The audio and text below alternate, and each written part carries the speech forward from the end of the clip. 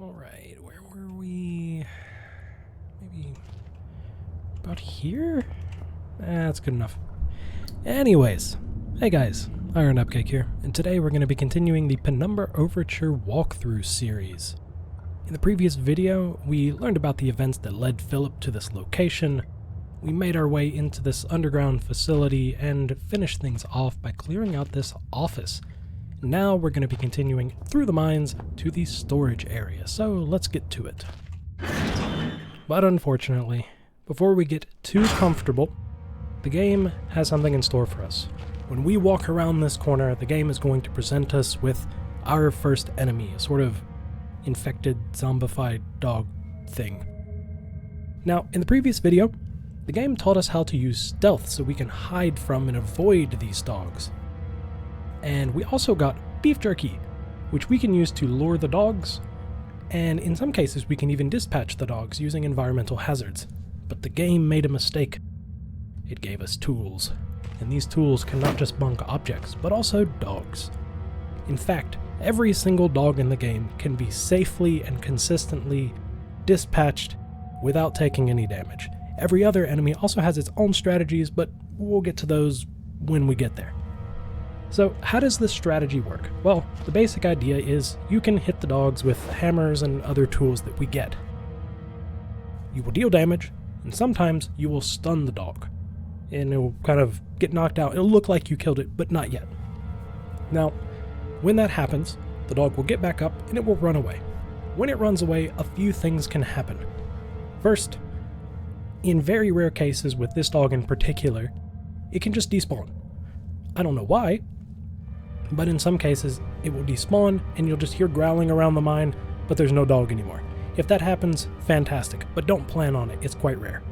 More often what will happen is the dog will run away and it'll just come back and it'll keep attacking you, you continue. If that doesn't happen, sometimes it will run away and it will forget that you exist for whatever reason, and it will continue its patrol instead. If that happens, just wait where you are, eventually it will be back, and then you just continue from there. Finally, if you get unlucky, in certain cases, it will run away and it will howl for backup. If there are no other dogs nearby, nothing happens, it just wastes time. If there are other dogs nearby, those other dogs might come and help, and then you have to deal with multiple dogs at once. It's kind of a pain, but it's not that much of a problem. It can just be a bit slower, a little bit more annoying to deal with. But in any case, let's see how this is actually going to work in practice, because it's kind of funny, in my opinion. So, we run around this corner, and the game clearly wants us to hide behind this crate, but we're not going to. We're going to jump up on top of the crate instead. Now the dog's going to see us because we have our light out, but then it's going to be confused because we're up too high. So sometimes it'll run back and forth or it'll lunge at us, and if we crouch down, it'll really look like he's close enough to hit us, but not quite as it turns out. But we have a little bit more range than he does, which means when the dog is lunging at us, we can just hit him. And then it'll get knocked out, like I said, and then off he goes. I don't know why he's going that way, but whatever. Then he'll turn around, and he'll come back for more. Now, if we want, we can just stay up here, he can never hit us, and we can just repeat this until he's dead. I'm going to take a slightly braver approach to save a little bit of time, and instead, I'm going to hit him, and when he gets knocked out, I'm going to jump down here, and I'm going to keep hitting him. And if you do this correctly, with a small amount of luck, you will actually chain stun it, and it will never be able to run away. If you mess up, you jump back up on the crate, wait on it to come back.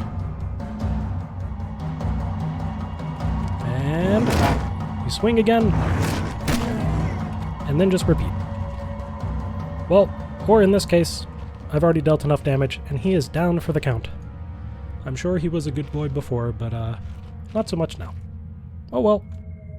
In any case, that's pretty much the process we use. The things you stand on top of are a little bit different in different parts of the game, because these crates only exist in the mine. There are different sorts of crates and other things, and different things that we will use as crates in some cases. But that's the basic idea. It's not that difficult. It's perfectly safe if you want it to be, if you feel like being braver to save a little bit of time. As long as you know you can get back up onto the crate easily, go for it. It's significantly faster. But in our case, we've dispatched the dog, so let's continue on. If you remember the map from the first video, all we need to do is follow this in a straight line. Eventually we will get to this tunnel that curves to the left, and we will follow it around the curve again, and here we are at the storage room. Let's go in.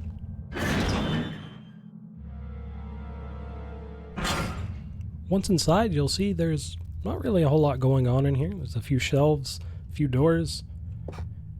You'll see over here there's a flashing object that turns out to be an empty lighter, unfortunately. We see some reference to some fuel and some interesting drawings on the shelves, but none of the other shelves seem to contain anything interesting for us, unfortunately. So turning to the doors, it sounds like there might be someone on the other side of this door, but they don't want to unlock the door for us, so maybe we can get it unlocked and then we can save them or something like that. Turning to our right, we see another locked door that we can't get into for now, so we'll worry about it later. And for now, our destiny lies behind door number 3, which appears to be similarly boring. We've got a crate with some rocks in it. Another door, which appears to have some batteries and painkillers. Another one of those fancy artifacts that we can save at if we'd like to. But unfortunately, that's pretty much it. It doesn't seem like we can do a whole lot here. Well, if you thought the crate in the center of the room was suspicious, so did I. And it turns out, if we take the rocks out of the crate, then we can actually move the crate. Wow, who would have guessed that under this very oddly placed crate there would be something like a trap door? If we open that, we can access the basement of the storage area. Looks like there is a hook for a ladder or something like that, so maybe we'll find that down here. And if not, it looks like we can build our way back up if we need to. But for now, we head into this tunnel. You see a rather large spider run by. That's creepy. It looks like this place is a bit of a maze, so we'll use a maze-solving technique and just hug the right wall. Following the spider, of course. Seems one of the dogs ran into the spiders before we did. Hopefully we don't end up that way. Continuing on to the right, we will find a flare and a note from one of the researchers that is detailing whatever followed some chaotic event that they didn't describe in any particular detail. It seems that they ended up taking refuge in a part of the mines, waited for rescue that did not ever come, so they ended up journeying back to where they started, found nobody, tried to return to the mines, ran into the dogs, ran around like a scared chicken, and actually ended up in the room above us, where they have now barricaded themselves. The rescuers, of course, never came, and eventually, as their supplies dwindled, they accidentally ate one of the spiders. It was just in their mouth and they swallowed it. They don't think they're venomous, and over time, they began subsisting only on the spiders. Interesting. We won't worry about that for now, and instead we'll continue through the tunnels. Over to the right here, we will see a very common trope of steam coming through the pipes. Carefully try to avoid it as best you can. And continue on to the right here. When you're finally past the third pipe, congratulations, you made it. And your reward is a weird chamber with a fence and a locked gate of some kind. That's not very cool, because we don't have a key for this gate. But if you try to open the gate, the game tells you the lock can't be intact for us to get through. Now that doesn't mean locked, that just means intact, and we have a pretty good lockpick as it turns out. If you break the lock, you can get inside. You will find over here on these shelves some lighter fluid that you can put in the lighter, and now we can put that lighter on 4 because we can use it. And now we can burn everything we want, like this crate. Well, not quite, but it does serve some purposes, and we will use it a few times throughout the game. So on to the hotbar. As we continue on through here, we can open this chest, get some batteries, and then we see this valve over here. We can close the valve, and that turns off the steam as we venture back into the tunnels. Hooray! If we continue hugging the right wall over here, you will find something that definitely isn't humongous eggshells for giant spiders. Don't worry about it. It's probably nothing. Hopefully. Instead, we'll turn to this note. If we read this note, we see that the spiders may actually be venomous. but that researcher's not going to stop eating them because, as they say, the spiders are so tasty. Interesting. In other news, the spiders seem to be becoming more numerous, more aggressive, and larger. The trifecta of this definitely isn't going to end badly. Well, let's continue on for now. Continuing to hug the right wall, we eventually find ourselves here. This is actually the initial intersection. So if we take a right, we will find that ladder. There's nothing else down there, don't worry about it. If we drag this ladder back with us,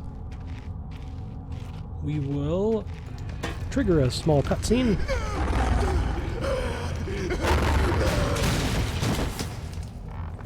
Interesting how we always seem to be only moments late for things like this in games, don't you think?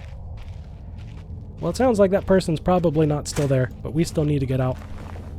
So let's head back up here, through the door, and, well, I don't think they're okay. It looks like they've been dragged into some sort of hole in the wall. That's not very nice. Inside this drawer, you will find some beef jerky. That's pretty cool. Nothing else, unfortunately. And if we head back in here, where they were, we can see, yeah, they're not here anymore. But we do have a key that they mentioned in one of the notes, and another note from them. This note essentially just says that, unfortunately, their tongue ended up becoming infected by eating so many of the spiders, and they had to amputate it themselves. That's, not very cool.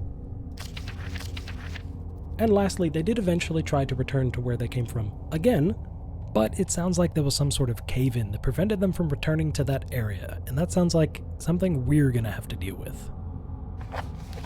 Well, that sucks. As per their notes, it seems they're kind of out of supplies. Even over here, all we'll find in here is their infected tongue and a spider they dissected to determine they were in fact venomous, and that's about it. But there's one last thing of note in here. While we can't use this lighter to light random things like the table on fire, these are paraffin lamps and they've still got a bit of juice left in them. And if we use the lighter on that, we can light these, and this is another light source available to us. They are, for the most part, stationary, and to be honest, they don't serve that much of a purpose because, I mean, we have a mobile light source with us, but they're another option. You can click on them again to turn them off and just light them again if you want. Use them, don't use them, it doesn't matter. They are an option.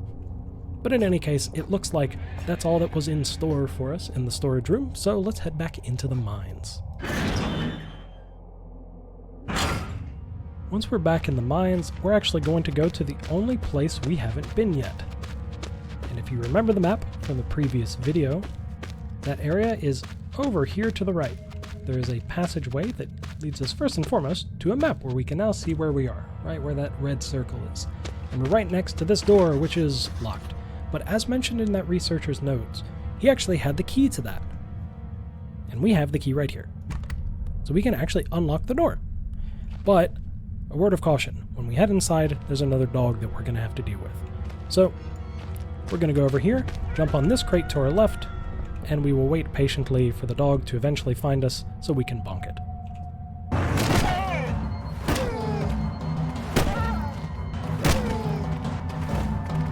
Oops.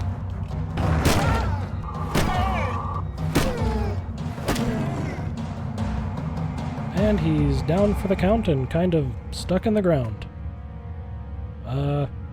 Well, this does happen from time to time. I'm sure he'll be okay. In any case, we'll turn our attention to this table over here that shows us a map and also a lantern that is out of place. Perfect. Exactly where it's supposed to be. Now, if we look at this map, it's a bit drunk. It thinks we're over there inside of one of the walls, but we're actually in this big open area, and we can see 3 areas up here. The explosives area, the northern area, and a workshop. If I had to guess, I would say that the rock slide that the researcher mentioned is probably between here and the northern area, and maybe we can find something in the explosives area that can help us deal with that. So let's start there. We can head over here to the left, get stuck on the dog that is still trying to figure out what to do with the floor. We will pass by, and we see there's actually not a whole lot over here, other than this barrel of TNT. That sounds like a winner, so let's go ahead and pick that up. Unfortunately, you move rather slow with it, so bear with me. If you want to speed things up, you can kind of throw it, catch it, throw it, catch it. It's a little bit faster, but requires a little bit more finesse, and as you can see, it's easier said than done. But in any case, if we hug that left wall, we will find, you guessed it, the cave-in. And if you look, there seems to be a hole in the cave-in that's, coincidentally the perfect size for a barrel of TNT. So we can just put the barrel in the hole, it lines up perfectly, and now we just light it with the lighter and go. No, as it turns out, if we did that, we would probably just blow ourselves up. We need a fuse. You might be wondering, where are we going to get a fuse? Well, maybe we can find one in, say, the workshop, or maybe we can make one. If you remember back to the previous video, we picked up a demolitions manual, but we didn't really read through it at the time. Well, now's the time. If we go to our notes and go to the explosives book, we will see the very first section is black match fuses, and that sounds like a winner. We need 3 things for it: string, black powder, and backstrin. Well, we found backstrin in the office, so now we just need string and black powder. Sounds easy enough, and it looks like we are going to have to make our way into the workshop in search of those things. But before we do that, let's go ahead and read this note that's been staring us in the face the whole time. It seems to be from somebody named Red, and they're writing about the workshop that we're about to go to, but it seems they've replaced some of the words with homophones that are numbers. We have 2, 1, 4, and 8, but then a mention that Red's mind is working somewhat backwards. So we have 2, 1, 4, 8 backwards, so 8, 4, 1, 2. That sounds like that could be a code for a lock. I wonder if we'll need that in 10 seconds when we get to the workshop.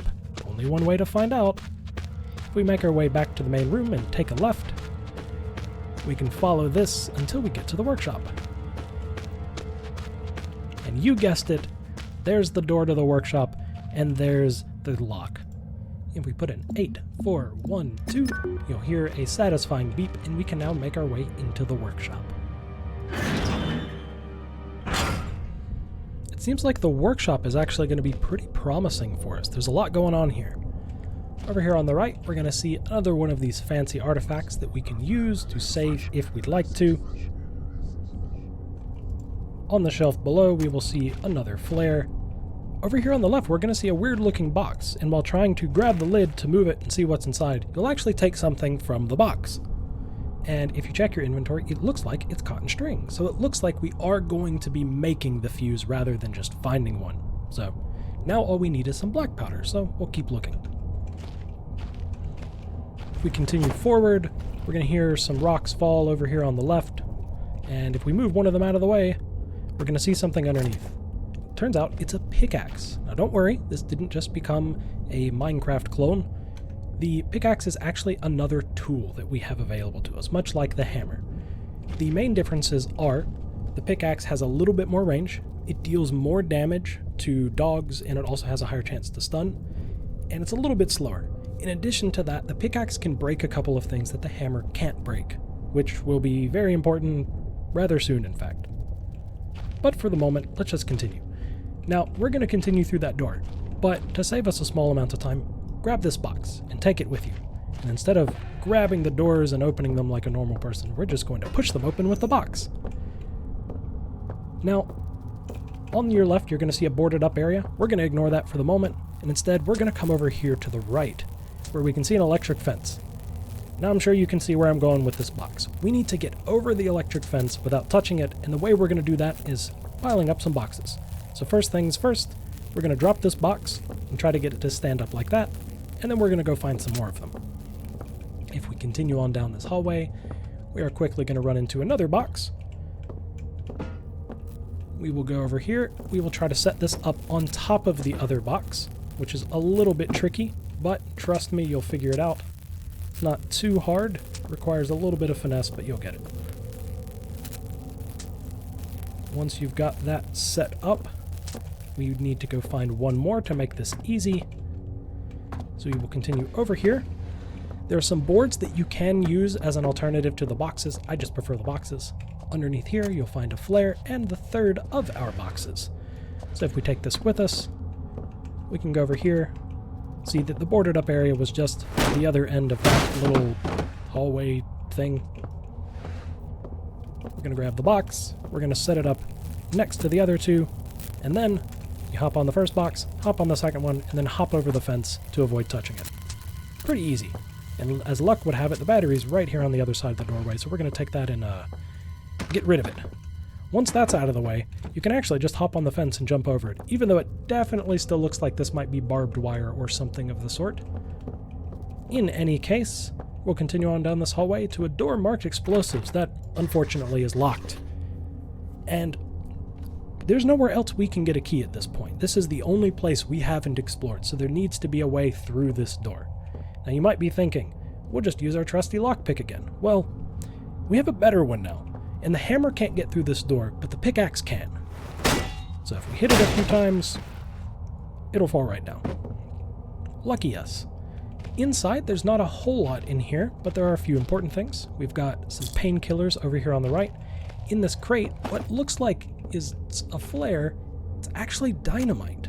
Dynamite works pretty much like you'd expect. You light it, you drop it or throw it, and it blows up. You can use it to help deal with dogs or other things. We're not going to use it, but it's there. So keep that in mind. And lastly, we have this barrel. It appears that this is a barrel full of gunpowder, but there's no good way for us to get anything out of it. So, again, we turn to our lockpick. We're just going to break the barrel, and now we have a nice tidy pile of gunpowder on the floor that we can work with. If you check the note for how to make the fuse, it's relatively simple. You start by soaking the string in Backstrin. Once you have that, you roll it in gunpowder to get the gunpowder to stick to it, and there we go. One fuse ready to go. We will be heading back towards the TNT to make use of it. Quickly run back through the workshop and back to the door, back into the mines. Once you're back in the mine, we're going to quickly make our way back over to the TNT. Luckily, it's not that far away, and after rounding a couple of corners, we will be back at the cave-in and the TNT. All we need to do is use the fuse on the TNT. We will light it up, and then we will head a safe distance away. If you head past these, you can kind of see what's going on once the TNT goes off. And after the rather obvious boom, we can make our way back over here to see what we've got. And it looks like what we have is a hole that's just big enough for us to get through. So, let's head through.